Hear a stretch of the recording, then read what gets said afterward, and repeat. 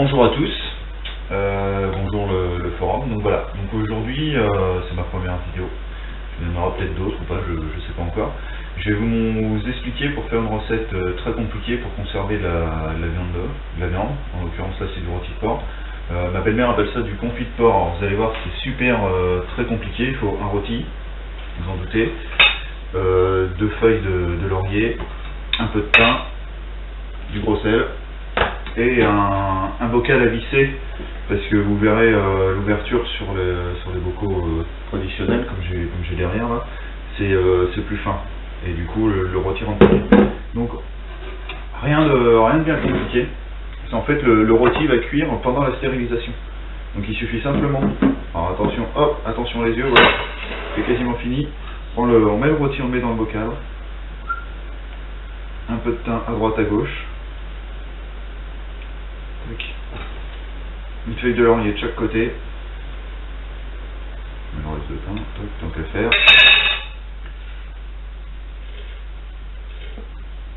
Un peu de gros sel, pas hésiter sur le gros sel. Par contre ça colle.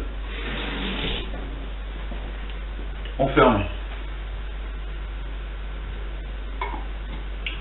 le bocal avec la petite capsule qui va bien.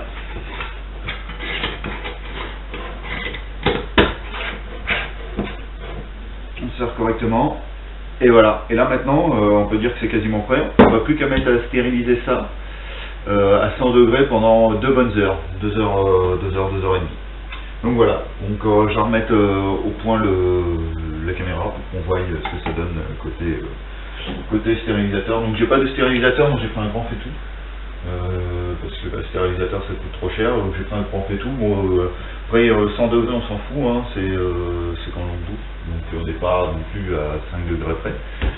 Donc voilà, donc voilà le rôti, puis je vous montrerai après la stérilisation. Donc voilà, donc la stérilisation est en cours. Donc j'ai rempli le faitout d'eau froide. Donc normalement il faudrait que ça vienne recouvrir le bocal, mais le problème c'est comme vous voyez beaucoup d'air, et du coup le bocal flotte. Donc forcément c'est pas l'idéal pour venir recouvrir, sachant qu'il flotte. Donc voilà, donc là maintenant j'ai mis à chauffer, j'ai laissé maintenant bouillir, faut déjà que j'arrive à faire bouillir correctement. Donc c'est pas facile parce que là il y a presque 20 litres d'eau, donc ça va pas se faire en 2 minutes. Et derrière, après, une fois que ça bout, comme je vous l'ai dit, 2 heures à 100 degrés, enfin voilà. Faut savoir qu'après, je vous montrerai tout à l'heure. Donc voilà. Bon bah à tout à l'heure. Donc voilà, donc là on peut voir que ça bout correctement. Donc là maintenant il faut laisser 2 heures à peu près. La conserve, ça peut se garder à peu près 1 an, voire peut-être un peu plus. J'ai pas essayé encore, faudrait que je me voie un peu avec la belle-mère.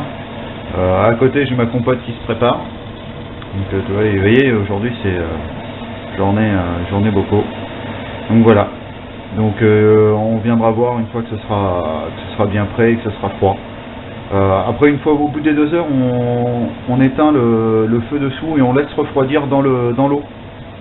Comme ça fait pas de choc thermique et c'est bien mieux.